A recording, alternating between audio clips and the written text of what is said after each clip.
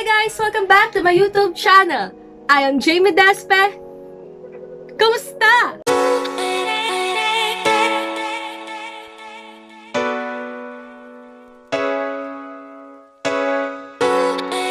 On this vlog, I'm going to share with you my first job hunting experience as a licensed civil engineer. So if you are new to my channel, don't hesitate to click the subscribe button and click the ring notification bell button para updated ka sa mga uploaded vlogs ko. And also, don't forget to follow me on my social media accounts. And give this video a thumbs up.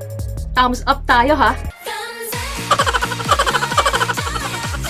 Alright guys, dahil medyo mahaba-haba itong magiging kwentuhan natin, so I'm going to start na. This vlog applies to all courses. Kahit ikaw ay hindi engineering graduate or wala kayong board exam, is makaka-relate naman kayo dito sa aking isi-share na vlog ngayon. So as you all know guys, I passed the board exam last December 2014, and yung buong January ko guys ng 2015 is talagang ginawa ko siyang balik-alindog program kasi talagang nanaba talaga ako ng buong gabi nung review days ko kasi doon ko binabawi lahat ng pagod ko nung ako'y uwian from Manila to Cavite. Lahat yon binabawi ko lahat sa pagkain para hindi rin ako antukin habang nagre-review. Talagang kain lang ako ng kain. So ginawa ko na yung aking January is purely balik-alindog program lang talaga tayo. Then nag-umpisa yung aking job hunting nung March na siya, March 2015. And nung March 2015 na yun guys is lumapit ako sa aking kakilalang architect na nagtatrabaho kay Company A. Hindi ako magpapangalan ng kahit na anong company dito guys. Papangalanan lang natin silang company and the letter. So, etong company na ito guys na unang-unang pinag-applyan ko is tawagin na lang natin siyang Company A. Nagpatulong ako doon sa aking kakilalang architect na ipasok niya ako doon sa Company A. Which is talagang hindi ko naman alam talaga yung pinaka-story ng Company A, pero alam kong design firm siya mostly ng mga malls. Saka parang yung mga time na yun, naaastigan ako na nai-imagine ko na doon ako magtatrabaho in the future kasi parang bagay na bagay siya sa isang babae kasi siya ay design firm, so talagang nakapustura talaga yung mga babae doon, yung mga mostly kasi mga babaeng engineers and architects yung nag-work doon, talagang posturang-postura talaga sila guys. Parang ang fresh tinatignan, kaya parang sabi ko, papangarapin kong dito ako mag-work. Saka naisip ko na madali lang yung pinaka-transportation niya kasi galing dito sa bahay namin, papunta doon, kahit malayo siya, kahit bandang Manila siya, is 2 beses lang ako sasakay. Kaya ayun na, so, nagpasa ako ng resume kay architect na friend ko, tapos binigay niya doon sa HR ng Company A, and then tinawagan na ako for interview. Dahil ito nga guys is first interview ko at talagang hindi naman ako nag-practice kasi parang wala lang, parang ang nasa isip ko is kaya ko naman siguro dahil licensed civil engineer na ako, so siguro mabilis akong matatanggap. Yun yung mga inisip ko nun guys, kaya parang naging kampante ako masyado, so hindi ako handa. Dala ko lang yung resume ko, dala ko sarili ko, nag-ayos ako. Then nung first day na nung interview na yun, ayun na, kaharap ko na si HR, tapos ningitian ko siya, sabi ko, tapos sabi niya sa akin,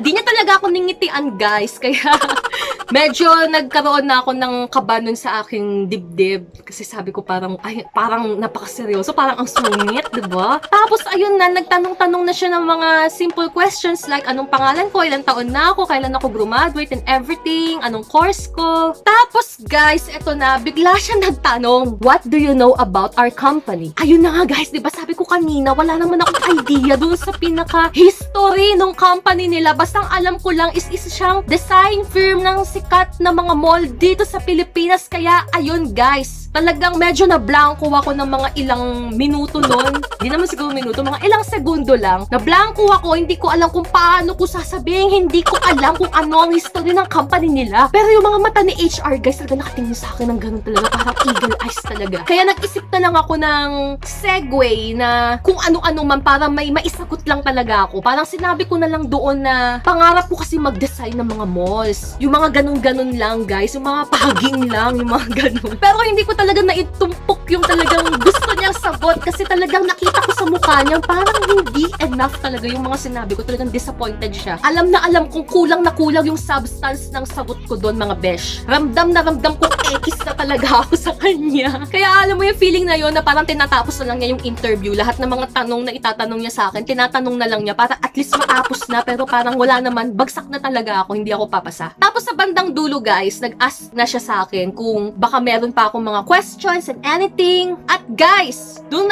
lang ako nag-question. Ito pa ang tinanong ko, magkano ang sahod? Tapos yung mukha niya, kita ko parang na-imbier na gano'n. Sabi niya sa akin, hindi ka na nga marunong sumagot ng tama, tapos nagtatanong ka pa kung magkano sahod. Feeling mo naman matatanggap ka. Siguro ganun yung mga pinagsasabi niya sa isip niya nun. Sinagot naman niya ako na ang starting salary daw is 22,000 per month, pero walang bayad ng overtime. So ayun ang story ako with Company A, at after nun, hindi na muli ako tinawagan. After ako ma-interview ni Company A is gumawa ako ng account sa Jobstreet at nag-apply ako kay Company B. Dito kay Company B, medyo kilala ko na siya, pero dahil gusto ko nang magpakitang gilas doon kay Company B, talagang ni-research ko yung talagang history talaga niya. Nag-practice na rin ako ng bonggang-bongga sa aking mga isasagot. And clue guys, si Company B is isang housing developer. So ayun, dumating ako sa kanilang office nung araw ng interview ng sobrang aga. Parang 1 hour earlier ako doon sa call time. And nagulat ako guys. Pinasagot agad kami ng napakahabang mga questions, diba? Pinasagot agad kami ng napakahabang mga exam papers. May mga math questions.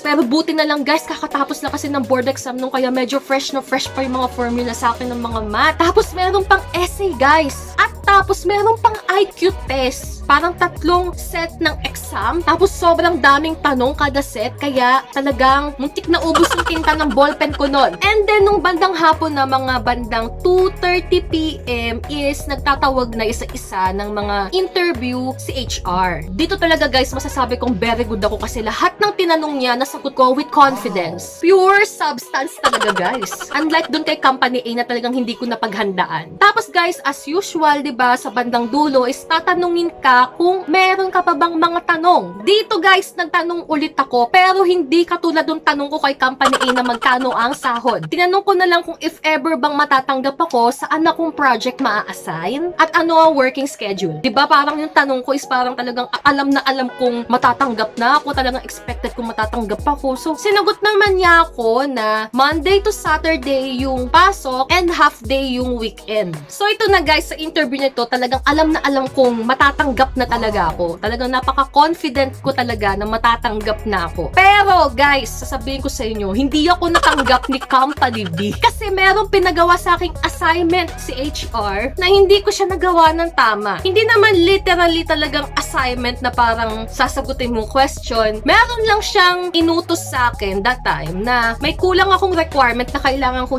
isend sa kanya through email. Tapos binigyan niya ako ng email address niya. Parang nakasulat yun sa isang papel. Hindi ko na masyadong matandaan exactly. Basta binigyan niya ako ng email address niya at doon ko isi-send. Then, kinagabihan, sinend ko na sa kanya yung aking mga requirements na hindi ko nadala. Tapos, ayun na guys. Mga ilang linggo ang nakalipas, nag-text ako sa kanya kasi wala akong natatanggap na reply. Tinanong ko kung na-receive ba niya yung aking email. Ang sabi niya sa akin ay hindi. Tapos, parang tinanong ko bakit hindi niya nare-receive. Yung pala nag-bounce back yung email sa akin. Meaning, mali yung email address. Tapos, tinext ko sa kanya yung email address at nireplyan niya ako ng tamang email address na talagang mali pala yung nailagay kong email address. Parang may konting mali sa spelling, pero dapat walang mali kasi binigay naman niya sa akin yung email address. So, anong nangyari? Parang namalikmata. And after nun guys, nung sinend ko na dun sa tamang email address, ay hindi na ako nakatanggap ng kahit na anong reply sa kanya. Hindi na rin niya ako natawagan. So, ang ending, hindi ako natanggap ni Company B. Ang hirap talaga ng may malabong mata kasi talagang with astigmatism kasi ako. So, sayang lang yung effort ni Company B. So, parang nag-practice na lang ako kay Company B.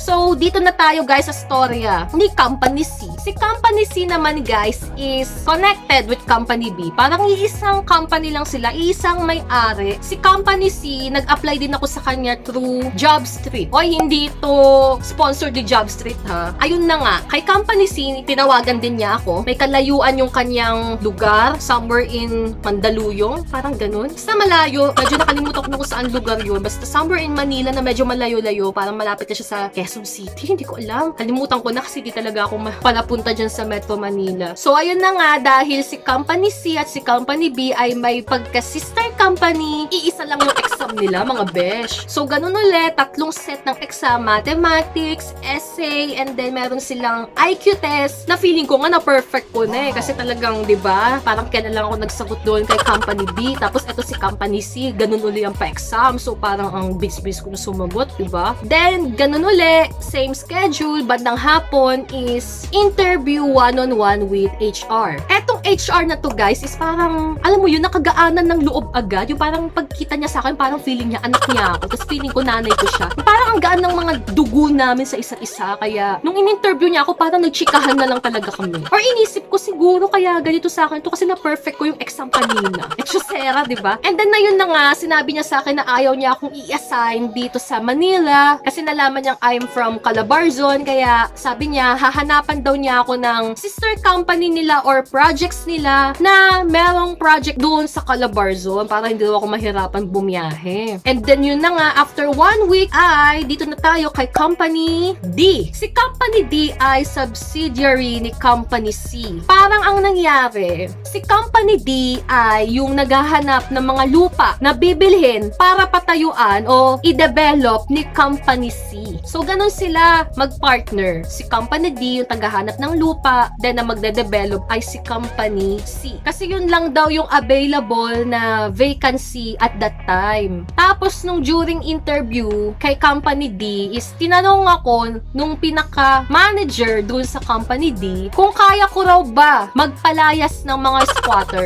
Yung question niyang yung parang medyo nahirapan ako sumagot. Tapos, nakita naman niya sa sarili ko na parang in doubt ako na mag-yes or mag-no. Parang sinabi ko na lang na I will try my best. Then parang okay naman kasi parang nararamdaman ko na talagang kailangan nila ng tao at that time. Kasi parang nakwento rin niya sa akin, yung manager ni Company D, na marami nga silang natatanggap na mga engineers, pero hindi sila nagtatagal. Parang kumukuha lang ng experience, nagre-resign din. Namin naman niya sa akin yun kasi una sa lahat guys, hindi nga siya technical na engineering talaga. Kasi ikaw is maghahanap ka ng lupa, pupunta ka sa munisipyo, kasi kasuhin mo yung permit ng lupa, kailangan maganda yung title ng lupa, clean land title talaga siya, mapalayas mo yung mga squatter na nakatira doon, bago mo i-hand over kay Company C. Tinanong ko yung sarili ko as a fresh graduate na license. Parang 'di ba tayo dapat mas maalam tayo sa technical. Well, hindi ko naman sinasabi na wag mong i-try yung ganong klaseng mga trabaho, pero sa akin lang yun sa pananaw ko, parang mas gusto kong habang bata pa ako, yung knowledge ko in technical sa engineering is malawak. Then siguro at as time goes by, pwede na akong mag-apply sa ganyang trabaho kung gugustuhin ko. And then yun nga, nung kinahapunan is tinawagan na ako nung HR agad-agad para sa job offer. And talagang sinabi ko na sa kanila na hindi ko natatanggapin yung job offer kasi nagbago yung isip ko, parang hindi ako para doon sa ganong klaseng trabaho. At nag-apologize din ako sa kanila na syempre, 'di ba? Nagbigay sila ng effort na talagang hinanapan ako ng job vacancy. Kaya humingi rin ako ng sorry sa kanila na naaksaya rin yung oras nila sa akin na sana kung may ibang in-interview at that time tapos pumayag doon sa job offer na yun, 'di ba? Kaya ayun. So ganun lang guys ha, kapag parang ayaw niyong tanggapin yung job offers, kailangan magbigay rin kayo ng feedback na hindi niyo tatanggapin. Hindi yung parang i-ghost niyo na lang. Talagang ghosting. Huwag kayong ghoster sa kanila. Talagang kasi syempre may effort din, 'di ba, sila na kinontak kanila. So be grateful. Kaya dapat sabihin mo rin sa kanila in a nice way na hindi mo tatanggapin na yung job. Then eto na guys, sabi ko nga kanina, nag-umpisa ako maghanap ng trabaho ng February and then magme-May na. Malapit na mag-May. Ang kinakatakutan ko dito guys is 'di ba yung board exam na pangalawa is May para sa civil engineering. So iniisip ko pagka wala pa rin akong makuhang trabaho ng May, baka baka maunahan ako nung mga bagong licensed civil engineer na makakapasa ng May 2015. Kaya parang kinabahan ako na mas marami akong kaagaw sa mga job vacancies. Kaya sabi ko, it's now or never, kailangan talaga may mahanap akong trabaho ng before May. Kaya talagang desperate na talaga ako nun. Meron akong lola na nagtatrabaho siya as a senior engineer sa DPWH. Hindi, eto guys, hindi ko na siya itatago sa pangalan na kahit na ano na company A, B, C, D. So, eto talaga sasabihin ko sa inyo na DPWH. So, ayun, I try na mag-apply dito. Sinamahan ako ng aking lolang senior engineer sa interview. Nagpasa ako ng mga requirements. Tapos, may mga sinagutan pa rin ako mga exams, ganyan. Pero, after 2 weeks, wala pa rin ako natatanggap na feedback sa kanila. Then, tinatanong ko yung aking lola kung ano ba, may tanggap ba ako, ganito, ganyan. Sabi, antayin lang daw yung notice. Pero ang lapit na kasi nung board exam guys, kaya parang natakot na ako. Kaya ang ginawa ko, tinawagan ko si Company E. Si Company E is dito ako nag-on-the-job training. Kaya talagang medyo malakas yung loob ko na tawagan itong si Company E para malaman kung merong job vacancy sa kanila. Dahil nung ako yung nag-on-the-job training dati sa kanila, na-assign ako as Assistant Quality Assurance Engineer. So ang ina-apply ko noon, nag-a-apply ako sa kanila as a QA Engineer. Pero sadly, at that time is walang job opening para sa ganung position na gusto ko. Kaya ayun guys, si Company E, hindi ako natanggap dahil wala nga job vacancy at that time sa position na gusto ko. Kaya I tried again maghanap sa job street. And nakita ko na mayroong job opening sa project ng MCX na kung alam nyo, this is Muntinlupa Cavite Expressway, which is handled also by Company E, yung pinag-OJT ko. So, luckily, nung nagpasa ako ng resume dito kay Job Street for that project kay Company E sa MCX is after 2 days yata, tinawagan na ako at pinapapunta na ako doon para interviewin. And then, nung pumunta ako doon sa site para interviewin, naging smooth yung pinaka-interview kasi I was their intern noon. Kumbaga, doon ako nag-OJT kasi sa company nila, kaya parang hindi na nila ako masyadong pinahirapan sa exams. Pero, yung pinaka-supervisor namin doon, talagang tinanong naman niya ako ng tinanong, pero nafe-feel ko na parang mabilis nga, naging smooth yung flow kasi sa kanila ako nag-OJT. So, ayun, natanggap ako guys kay Company E and nag-sign na ako ng contract sa kanila ng job offer, pinirmahan ko na, and after 3 months of working kay Company E, biglang nakatanggap ako ng sulat from DPWH na I passed the initial interview at they invite me for the final interview. Bigla ako na ipaisip nun kung ano ba, igagrab ko ba yung offer na yun? Igagrab ko ba si DPWH? Iiwan ko ba itong si Company E? Or mag-i-stay ako kay Company E? Well, as you all know guys, pinili ko pa rin si Company E. Hindi ko na sinagot si DPWH that time kasi syempre, parang sa akin, unethical naman na nag-work ka na, may contract ka na, tapos bigla mong iiwan nung andoon na si DPWH. Parang sa relasyon lang yan guys, diba? Habol ka ng habol dun sa taong yun, tapos biglang dumating itong taong to, tinanggap ka sa kung anong ano ka, diba? Tapos nung kayo na masaya na kayo, biglang bumalik yung isa, yung luma, tapos biglang ano yun, diba? Parang mahal mo yun, diba? Pero mahal mo rin to, pero saan ka? Eh di doon ka sa pumili sa'yo, diba? On the first place pa lang, pinili ka na nila. Kaya now, I am still working in the same company for almost 6 years. And I can say that I have no regrets kasi I can say naman that I am growing as a civil engineer with Company E. So, ayun lang guys. Thank you for watching this vlog at sana meron kayong mga natutunan kahit papaano dito sa aking mga pinagsasabi ngayon, diba? And also guys, please, okay lang na mag-comment kayo dito sa video na ito ng inyong first job hunting experience din. Even if you're a civil engineer or kahit na anong course, you can share it with my viewers para, diba, parang nagkukwentuhan lang tayo dito sa vlog na to. Yun yung gusto ko talaga parang discussion lang. That's it guys, thank you for watching. I hope nagbigay kayo ng thumbs up dito sa vlog na ito. Please click the subscribe button and click the ring notification bell button guys. Thank you for watching. Please keep safe and God bless everyone.